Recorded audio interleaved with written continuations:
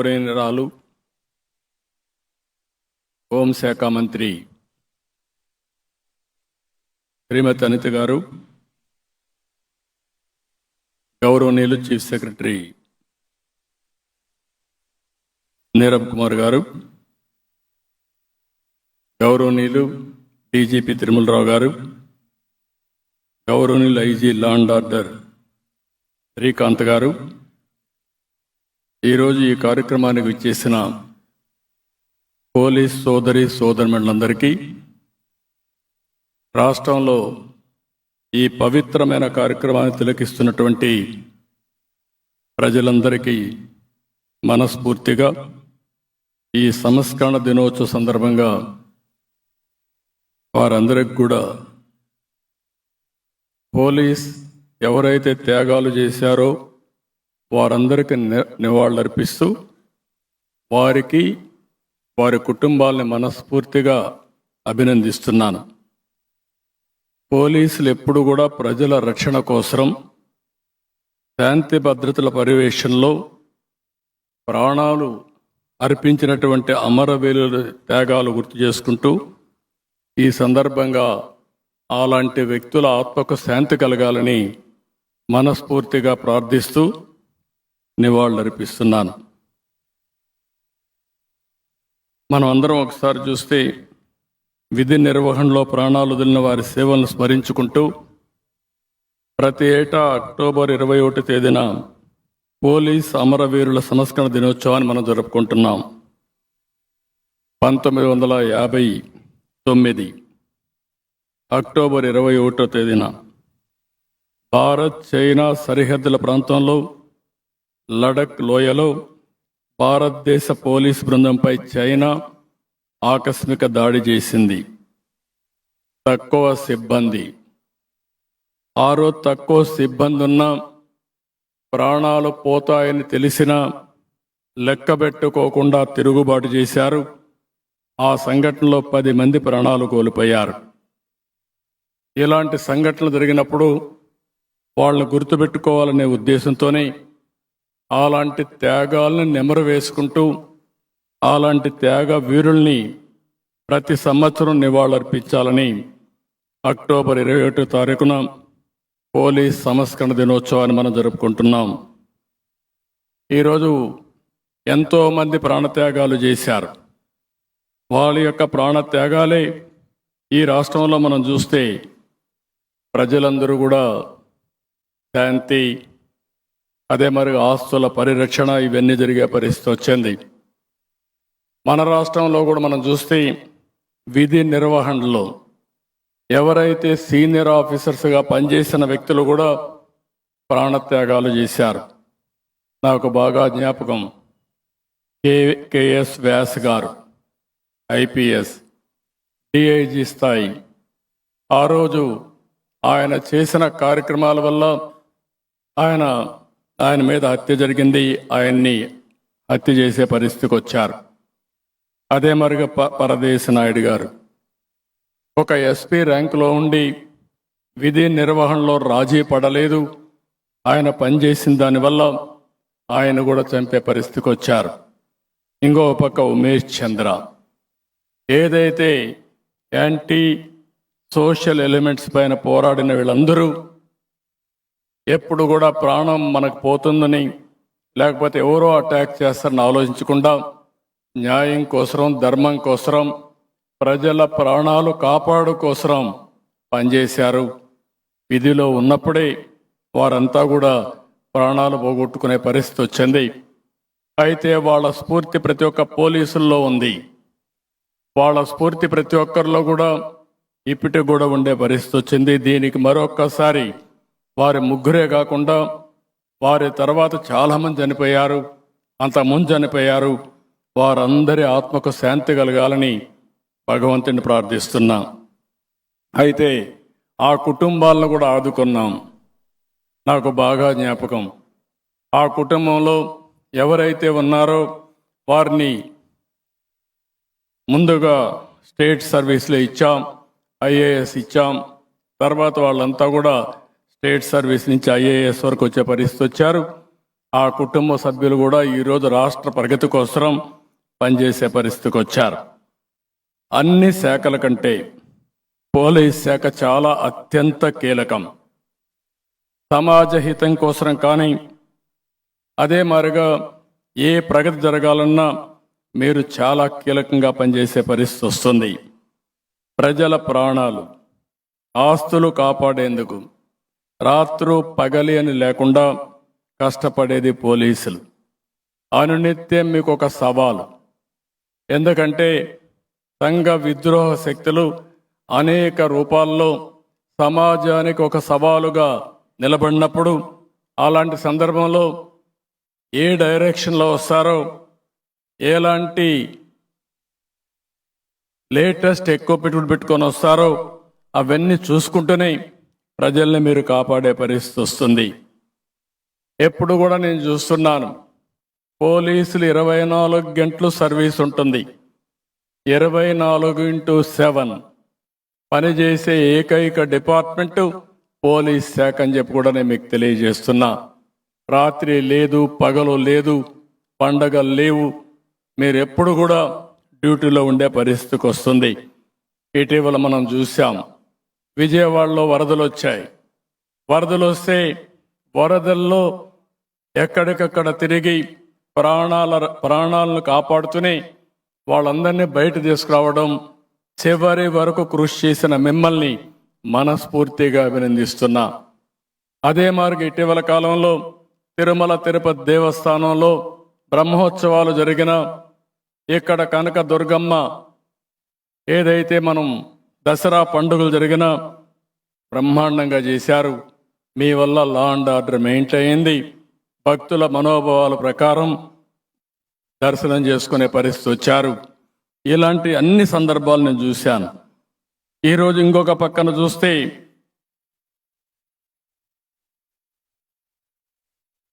రాష్ట్రంలో నేను 14సారో 15సారో ఈ కమ్మమరేషన్ డేకి వచ్చాను. హైదరాబాద్లో ఉన్నప్పుడు గోషామహల్లో చేసుకునేవాళ్ళం. ఆ తర్వాత మనం ఇక్కడ చేసుకునే పరిస్థితి వస్తుంది.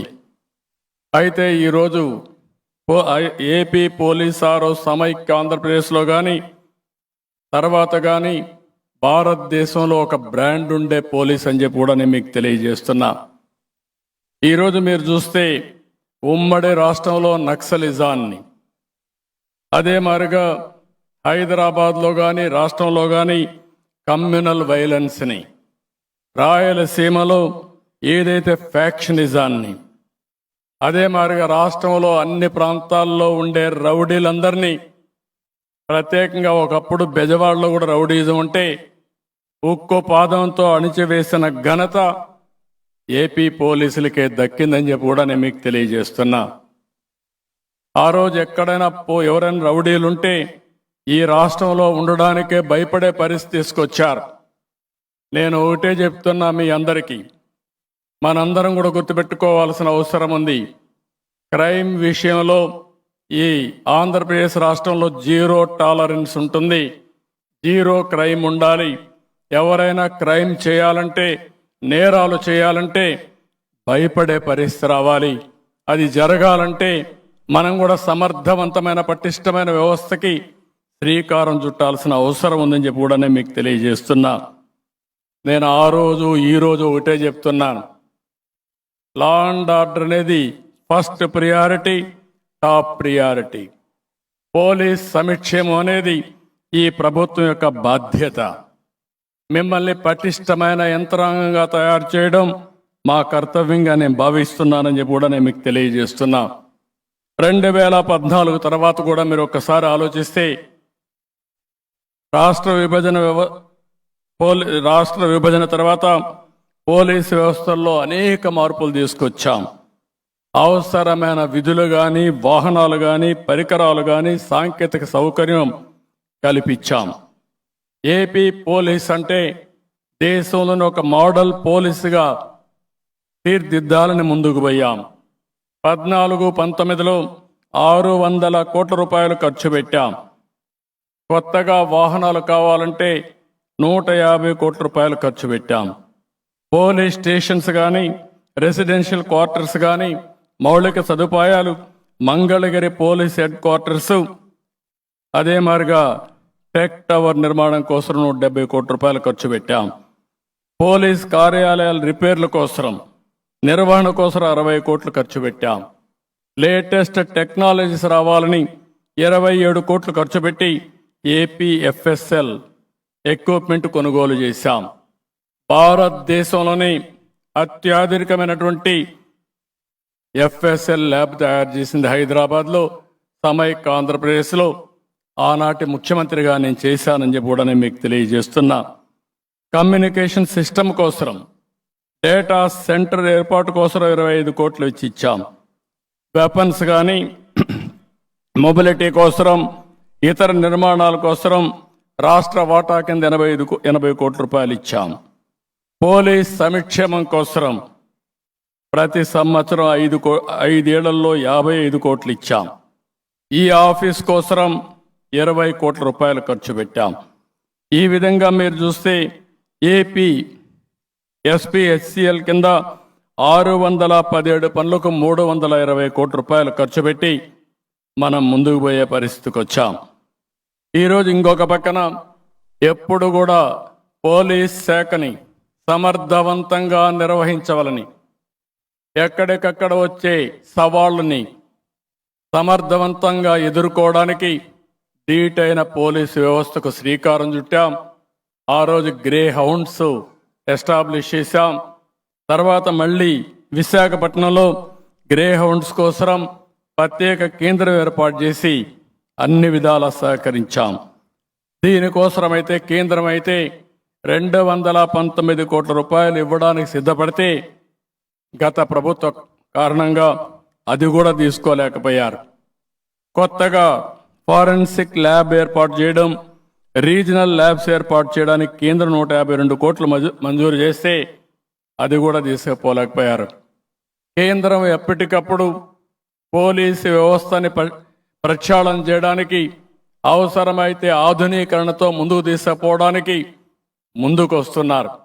అదే మాదిరిగా రాష్ట్ర ప్రభుత్వాలు కూడా పోలీసుల పైన పెట్టే పెట్టుబడి రాష్ట్ర అభివృద్ధికి పెట్టే పెట్టుబడి. అందుకని మొదటిలో నేను ఇప్పుడే కాదు, నేను ముఖ్యమంత్రి అయిన 95 నుంచి ఎప్పుడు కూడా పోలీసు వ్యవస్థ పైన ప్రత్యేక శ్రద్ధ పెట్టాను. రాగ ద్వేషాలకు అతీతంగా ముందుకు పోయాం. ఆ విధంగా పోలీసు వ్యవస్థకు పూర్తిగా సహకరించామని చెప్పి కూడా నేను మీకు తెలియజేస్తున్నా. ఇంకొక పక్కన మీరు చూస్తే దగ్గర రాష్ట్ర ప్రభుత్వం వచ్చిన డబ్బులు కూడా యూటిలైజేషన్ సర్టిఫికెట్స్ ఇవ్వకుండా రాష్ట్రానికి రావాల్సిన 186 కోట్ల రూపాయలు రాకుండా పోయే పరిస్థితికి వచ్చింది. ఇవన్నింటి వల్ల మనం ఒక్కసారి ఆలోచిస్తే రాష్ట్ర పోలీసుల యొక్క పనితనం తగ్గే పరిస్థితి వచ్చింది. ఎప్పుడైనా మిమ్మల్ని లా అండ్ ఆర్డర్ మెయింటైన్ చేయాలని కోరినప్పుడు మీకు కావలసినటువంటి ఆధునికమైన ఆయుధాలను ఇవ్వడమే కాకుండా సాంకేతికపరమైన పరిజ్ఞానాన్ని, లేటెస్ట్ టెక్నాలజీని ఎప్పటికప్పుడు మీకు అందించవలసిన బాధ్యత ప్రభుత్వాలపైన ఉంది. నేరస్తులు లేటెస్ట్ టెక్నాలజీ ఫాలో అవుతా ఉంటే, మీరు ఎప్పుడో పాత రోజుల టెక్నాలజీ ఉపయోగించుకుంటే, నేరస్తులు ఆధునికమైన ఎక్విప్మెంట్ వాడితే, మీరు అలాంటి ఎక్విప్మెంట్ లేకపోతే మనం పోరాడలేమని చెప్పి కూడా నేను మీకు తెలియజేస్తున్నా. నేను చాలాసార్లు చూశాను. ఒకప్పుడైతే గ్రే హౌండ్స్ని చూశాను. గ్రే హౌండ్స్ రాకమునుపు సిఆర్పిఎఫ్ కూడా ఆ రోజు ఫోర్స్ వస్తే నక్సలైట్స్ పైన పోరాడలేకపోతే గ్రే హౌండ్స్ తయారు చేసిన తర్వాత దేశంలోనే ఒక బ్రహ్మాండమైన వ్యవస్థగా తయారై సమర్థవంతంగా ముందుకు పోయిన సందర్భాలు కూడా ఉన్నాయని చెప్పి నేను మీకు తెలియజేస్తున్నా. మళ్ళీ ఈ సందర్భంగా ఒకటే హామీ ఇస్తున్నా. ప్రభుత్వం పోలీసు వ్యవస్థ పైన దృష్టి పెడతాం, డబ్బులు ఖర్చు పెడతాం, ఆధునికమైన పరికరాలు తెప్పిస్తాం, ఇంకో పక్క టెక్నాలజీ పరిజ్ఞానాన్ని పెంచుతాం. సమర్థవంతమైనటువంటి ఈ రోజుల్లో మనం ఒకసారి చూస్తే టెక్నాలజీ చాలా వరకు ముందుకు పోయే పరిస్థితి వచ్చింది. అవన్నీ చేయడానికి ముందుకు వస్తామని చెప్పి కూడా నేను మీకు తెలియజేస్తున్నా. అందుకే 125 రోజుల్లో 100 కోట్ల రూపాయల పైన బిల్లులన్నీ పెండింగ్లో ఉంటే పే చేశాం. దిశ చట్టం లేదు కానీ దిశ పేరుతో వాహనాలు కోరి దగ్గర 16 కోట్ల రూపాయలు పెండింగ్ పెడితే అవి పే చేశాం. కమ్యూనికేషన్ పరికరాల కొనుగోలు కోసం, నిర్మాణాలు, సైబర్ ల్యాబ్స్ కోసం 20 కోట్ల రూపాయలు గత ప్రభుత్వం పెండింగ్ పెడితే అవి కూడా క్లియర్ చేశాం. కేంద్రం ఇచ్చే నిధుల్లో రాష్ట్ర వాటా కింద 21, 22 వరకు ఇవ్వాల్సిన 60 కోట్ల రూపాయలు ఈ ప్రభుత్వం వస్తానే క్లియర్ చేశాం. Automated fingerprint identification system, mobile ID services, devices, palm print live, scanners, CCTV surveillance system వంటి వ్యవస్థల యాన్యువల్ మెయింటెనెన్స్ ఛార్జీలు చెల్లించకపోతే అవన్నీ మూలపడ్డాయి. నాకు చాలా బాధ కలుగుతుంది. 14,000 కెమెరాలు పెట్టాం, సీసీటీవీ కెమెరాలు పెట్టాం. నేను ఒకటే ఆ రోజు ఆలోచించాను, ఎక్కడైనా ఎవడైనా తప్పు చేస్తే ఇమ్మీడియట్గా పట్టుకునే ఆధునిక వ్యవస్థకు శ్రీకారం చుట్టాలని ముందుకు పోయాం. నేను ఎప్పుడో ఒకటే కోరుతున్నాను, విజిబుల్ పోలీసింగ్, ఇన్విజిబుల్ పోలీస్. ఎవడైనా తప్పు చేస్తే ఇమ్మీడియట్గా పట్టుకునే వ్యవస్థ మన దగ్గర ఉన్నప్పుడు ఎవరైతే ఇలాంటి నేరస్తులు ఉన్నారో వీళ్ళందరూ భయపడే పరిస్థితి వస్తుంది. అయితే గత ప్రభుత్వాన్ని మీరు చూశారు, కక్ష సాధింపులు, రాజకీయ వేధింపులకు వేదికగా పోలీసులు తయారు చేసే పరిస్థితికి వచ్చారు. అలాంటి పనులకి ప్రతిష్టాత్మక వ్యవస్థ అయినటువంటి ఐపీఎస్ వ్యవస్థను వాడే పరిస్థితికి వచ్చారు. నేను ఎప్పుడూ చూడలేదు. పోలీస్ అంటే ఒక ప్రైడ్గా పనిచేస్తారు. రాగద్వేషాలకు అతీతంగా పనిచేసే ఏకైక వ్యవస్థ పోలీసు వ్యవస్థ. దానికి మారు పేరు ఈ పోలీస్ శాఖ. అలాంటి శాఖ ఎవరైతే నేరస్తులు ఏ రూపంలో వచ్చినా, ఫ్యాక్షన్ రూపంలో వచ్చినా, లేకుంటే రౌడీజంగా వచ్చినా, లేకపోతే రాజకీయ ముసుగులో వచ్చినా వాళ్ళని ఎప్పటికప్పుడు పసిగట్టి సమర్థవంతంగా ఎదుర్కొనే వ్యవస్థ. ఈ వ్యవస్థను పూర్తిగా నిర్వీర్యం చేశారు. ఇంకో పక్కన మనం చూస్తే బాధేస్తుంది. ఆనాటి ముఖ్యమంత్రి ఒక వ్యక్తి రక్షణ కోసం 12 కోట్ల రూపాయలు ఖర్చు పెట్టి కంచేసుకుని ఫింగర్ ప్రింట్ ఐడెంటిఫికేషన్ వంటి వ్యవస్థల నిర్వహణకు 5 ఏళ్లలో 10 కోట్లు ఇవ్వలేకపోయాడు. ఇది ప్రాధాన్యత లేకపోవడమే. ఇంకో పక్కన మీరు ఒకసారి చూస్తే సర్వే రాళ్లపైన 700 కోట్ల రూపాయలు తగలేసిన వ్యక్తి సీసీటీవీ కెమెరాల కోసం 700 కోట్లు ఇవ్వలేకపోయాడు. ఆ 700 కోట్ల రూపాయలు ఇచ్చుంటే రాష్ట్రాల్లో ఈ అఘాయిత్యాలు జరిగే పరిస్థితి లేదు. టెక్నాలజీని ఇంకా ముందుకు తీసుకుపోయే పరిస్థితి వస్తుంది. హైదరాబాద్ మీరు చూస్తే విశాఖపట్నంలో 500 కోట్ల రూపాయలతో ప్యాలెస్ కట్టుకున్న వ్యక్తి పోలీసులకు సరెండర్ లీవ్ ఇవ్వలేకపోవడం చాలా బాధాకరం. ఏ పోలీస్ అయినా పనిచేసేది కుటుంబ సభ్యులను కూడా కాపాడుకోవాల్సిన బాధ్యత ఉంటుంది. అలాంటప్పుడు సరెండర్ లీవ్ ఇవ్వకుండా పోవడం చాలా బాధ. అందుకే ఈరోజు నేను ఒకటే చెప్తున్నాను, నాకు కూడా పెను సవాళ్లు ఉన్నాయి. 10,50,000 కోట్ల రూపాయలు గత ప్రభుత్వం వారసత్వంగా తీసుకున్న అప్పులన్నీ వడ్డీ చెల్లించాలి, అప్పులు కట్టాలి. మళ్ళా మీ సంక్షేమానికి నేను పనిచేయాల్సిన అవసరం ఉంది. తప్పకుండా ఇవన్నీ కూడా ఇప్పటికప్పుడే సెట్ చేస్తున్నాం, ముందుకు తీసుకుపోతామని చెప్పి కూడా నేను మీకు తెలియజేస్తున్నా. పోలీసులందరికీ ఒకటే విజ్ఞప్తి చేస్తున్నాను, మీ శాఖలో చాలా సవాళ్లు ఉన్నాయి. నేరాల తీరు మారుతా ఉంది. అయితే టెక్నాలజీ పెరిగిన కొద్దీ సైబర్ నేరాలు కూడా పెరుగుతున్నాయి. మనకంటే నేరాలు చేసేవాళ్ళు చాలా తెలివితేటల్ని, టెక్నాలజికల్గా అప్గ్రేడేషన్ని ఎప్పటికప్పుడు చేసుకుంటున్నారు. వాళ్ళకంటే మెరుగ్గా మనం చేస్తే మనం సమాజంలో లా అండ్ ఆర్డర్ మెయింటైన్ చేయగలుగుతాం.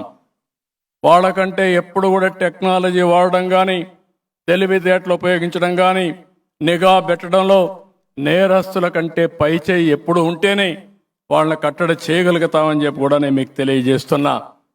కొత్తగా ఇంకొక సవాలు కూడా ఉంది. అది రాజకీయ ముసుగులో నేరాలకు పాల్పడడం. అంతమునుపు నేరాల్ని నేరాలుగా చూసేవాళ్ళం.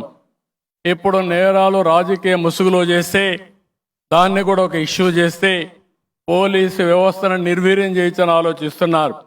నేను ఒకటే చెప్తున్నా, నేరాలు చేసేవాళ్ళు ఎవరైనా సరే రాజకీయ ముసుగులో చేసిన ఆ ముసుగు తీసి లా అండ్ ఆర్డర్ కట్టడి చేసే బాధ్యత ఈ పోలీసు వ్యవస్థది.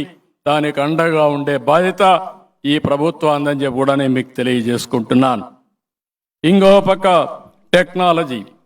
నేను ఎప్పుడూ టెక్నాలజీ గురించి మాట్లాడతాను. ఎందుకంటే నేను ఇప్పుడే కాదు 95 నుంచి టెక్నాలజీని ప్రమోట్ చేశాను. ఇన్ఫర్మేషన్ టెక్నాలజీ ఆ రోజు ఆలోచించి భావితరాల భవిష్యత్తు కోసం టెక్నాలజీ తీసుకొచ్చాం. పోయినసారి కూడా మీరు చూస్తే లాక్డ్ హౌస్ మానిటరింగ్ సిస్టమ్ తీసుకొచ్చాం. నేను ఎప్పుడో చెప్పేవాడిని, ప్రజలకే కాదు మా పోలీసు వ్యవస్థకు కూడా బాధ్యత ఉంది. అందుకే బాడీ ఓర్న్ కెమెరాస్ పెట్టాం. మనం రోడ్డు మీదకి వచ్చినప్పుడు మనం ఒక నేరస్తులతో మాట్లాడినా, సంఘ విద్రోహ శక్తులతో మాట్లాడినా, లా అండ్ ఆర్డర్ మెయింటైన్ చేసేటప్పుడు మనం పనిచేసేటప్పుడు మనం ఏం మాట్లాడుతున్నాం, వాళ్ళు ఏం మాట్లాడుతున్నారో మానిటర్ చేయడానికి బాడీ ఓర్న్ కెమెరాస్ తీసుకొచ్చాం. దీని ద్వారా మీరు ఒక్కసారి ఆలోచిస్తే ఎప్పటికప్పుడు సెంట్రల్ కంట్రోల్ రూమ్లో మానిటర్ చేసే వ్యవస్థ కూడా తీసుకొచ్చాం.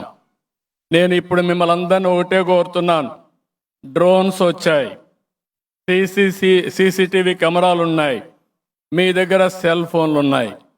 ఈ 3 సమర్థవంతంగా మీరు ఉపయోగించుకోగలిగితే, రియల్ టైం మానిటరింగ్ చేయగలిగితే నేరస్తులు అనేవాళ్ళు దగ్గర కూడా వచ్చే పరిస్థితి ఉండదు.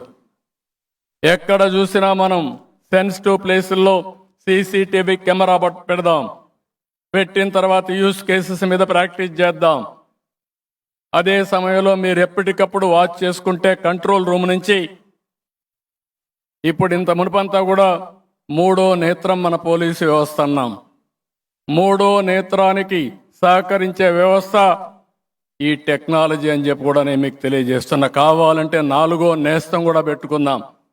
4వ నేస్తాన్ని 3వ నేస్తం కానీ ఎప్పటికప్పుడు ఉపయోగించుకుంటే ఇంకా లా అండ్ ఆర్డర్ సమస్యలు రావు. దానికి మీరందరూ కూడా దోహదం చేయాల్సిన అవసరం ఉంది. రాష్ట్రంలో ప్రతి ఒక్క సెన్సిటివ్ ప్లేస్లో సీసీటీవీ కెమెరా ఉంటుంది. నేరుగా కంట్రోల్ రూమ్కి వస్తుంది, అనలిటిక్స్ వస్తాయి. ఏ వ్యక్తో ఆ వ్యక్తి పాత హిస్టరీ అంతా కూడా మానిటర్ చేస్తూ ట్రాక్ చేసే పరిస్థితి వస్తుంది. నేను ఒకటే చెప్తున్నాను, రాబోయే రోజుల్లో సవాల్ విసురుతున్నా, ఎవరైనా రౌడీలు మీ ఇష్ట ప్రకారం చేస్తే అదే చివరి రోజుగా ఉండాలన్నది నా ఆకాంక్ష. ఆ విధంగా మా పోలీసు వ్యవస్థను తయారు చేస్తాం, టెక్నాలజీ ఉపయోగిస్తాం, మీకు శిక్ష పడే వరకు వదిలిపెట్టమని చెప్పి కూడా నేను మీకు తెలియజేస్తున్నా. వారసత్వ సమస్యలున్నాయి, గంజాయి ఉంది, డ్రగ్స్ ఉన్నాయి, ఎర్రచందనం ఉంది, స్మగ్లింగ్ ఉంది. ఇవన్నీ ఇచ్చలవిడిగా అందుబాటులో పెట్టి కొంతమంది రాక్షసుల మారిగా మృగాల మారిగా తయారయ్యే పరిస్థితికి వచ్చారు. ఆడబిడ్డల మీద అఘాయిత్యాలు చేస్తున్నారు. చిన్న చిన్న కారణాలు చూపించి లైంగిక వేధింపులు చేస్తూ అవసరమైతే వాళ్ళు చంపే క్రూర నేరాలకు పాల్పడే పరిస్థితికి వచ్చారు. కొంతమంది ఆడబిడ్డలు కూడా విజ్ఞప్తి చేస్తున్నా, ఎవరైతే ఇలాంటి వ్యక్తులు ఉంటారో వాళ్ళ ట్రాప్లో పడద్దని వాళ్ళు కూడా కోరుతున్నాం. ప్రతి ఒక్క కేసుని ఒక సవాలుగా తీసుకుంటాం, ఛేదిస్తాం. ఛేదించడమే కాదు, ఎప్పటికప్పుడు పదును పెడతాం. ఎవరైనా సరే అలాంటి పనులు చేస్తే వాళ్ళు ఉండవలసింది ఈ భూమి మీద కాదు, చట్టాలున్నాయి, చట్టాలని గౌరవిస్తాం. చట్టపరంగా శాశ్వతంగా వాళ్లకు పరిష్కారం ఇచ్చే బాధ్యత ఈ ప్రభుత్వం తీసుకుంటుందని చెప్పి కూడా నేను మీకు తెలియజేస్తున్నా. అందుకనే మీరు ఒక్కసారి చూస్తే ఇటీవల కాలంలో హిందూపూర్లో గ్యాంగ్ రేప్, బద్వేల్లో ఒక మైనర్ బాలిక పైన అత్యాచారం చేసి చంపేయడం, ఇలాంటి ఇంకొక పక్కన ఏదైతే ఈరోజు మీరు చూస్తే బాపట్లలో ఒక పెద్ద నేరం చేయడం, ఈ 3 కేసులు కూడా ప్రత్యేక కోర్టుకు అప్పచెప్తున్నాం. తద్వారా ఎవరైతే తప్పు చేశారో వాళ్ళకి శిక్ష పడుతుంది. గంజాయి మత్తులోనూ, డ్రగ్స్ మత్తులోనూ, లేకపోతే అహంకారంతో ఎవరేం చేస్తారో చూస్తామనుకుంటే అలాంటి వారికి గుణపాఠం తప్పదని హెచ్చరిస్తున్నా. పోలీసు వ్యవస్థని ఎప్పుడైనా సరే అండర్ ఎస్టిమేట్ చేస్తే జరగబోయే పరిణామాలకు మీరే కారకులు అవుతారు. మీ కుటుంబాలను కూడా కోరుతున్నాను, మీ పిల్లల్ని, మీ కుటుంబ సభ్యుల్ని కంట్రోల్ చేసుకోమని కోరుతున్నాను. మన కుటుంబ సభ్యులు సమాజానికి ఒక సవాలు కావడం ఏమాత్రం కూడా సమర్థనీయం కాదని మరొక్కసారి హెచ్చరిస్తున్నా. పోలీసు వ్యవస్థలో కూడా హిందూపూర్లో మనం చూస్తే ఎవరైతే గ్యాంగ్ రేపు కారకులైన వ్యక్తులు 37 కేసులున్నాయి. అవన్నీ కూడా కంప్యూటరైజ్ చేస్తాం, ఆన్లైన్లో పెడతాం. అవసరమైతే వీళ్ళ మూమెంట్స్ను కూడా పర్యవేక్షిస్తాం.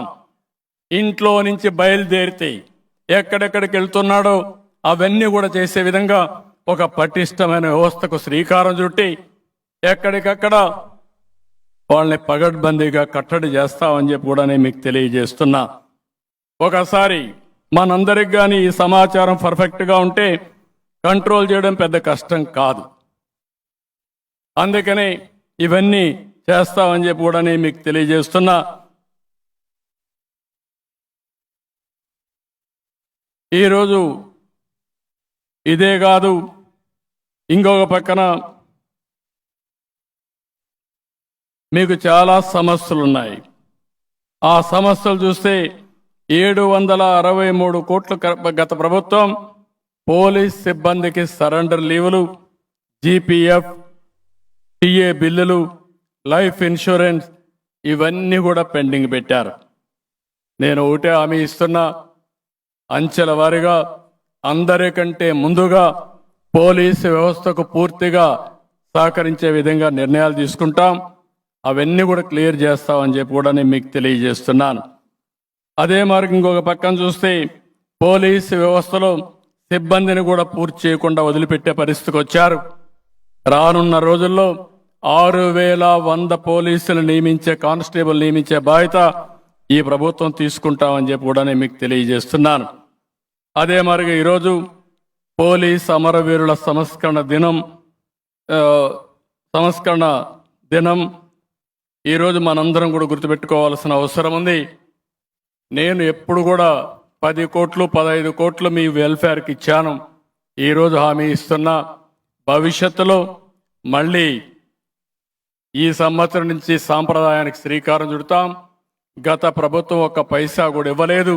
అందుకే మీ అందరికి హామీ ఇచ్చేది, ఈ సంవత్సరం నుంచి కనీసం 20 కోట్ల రూపాయలు పోలీస్ వెల్ఫేర్ కోసం ఇచ్చేదానికి ప్రభుత్వం సిద్ధంగా ఉన్నామని చెప్పి కూడా నేను మీకు తెలియజేస్తున్నా.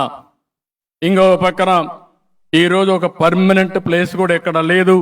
నేను ఒకప్పుడు చూసేవాడిని, పోలీస్ సంస్కరణ దినం అనగానే మనమంతా హైదరాబాద్లో గోషామహల్లో ప్రత్యేకంగా స్టేడియం ఉండేది, అక్కడ పోయి నివాళులర్పించేవారం. అలాంటి నివాళులర్పించే ప్రదేశం మన అమరావతిలో మనం కట్టుకుందాం. రాబోయే సంవత్సరం నుంచి అక్కడే పోలీస్ అమరవీరుల సంస్కరణ దినం జరుగుతుందని చెప్పి కూడా నేను తెలియజేస్తున్నా. ఇలాంటివన్నీ కూడా ఒక మంచి సాంప్రదాయాలకు ముందుకు పోదాం. పోలీస్ ఒక స్ఫూర్తిదాయకంగా పనిచేసే దిశగా అడుగులేద్దాం.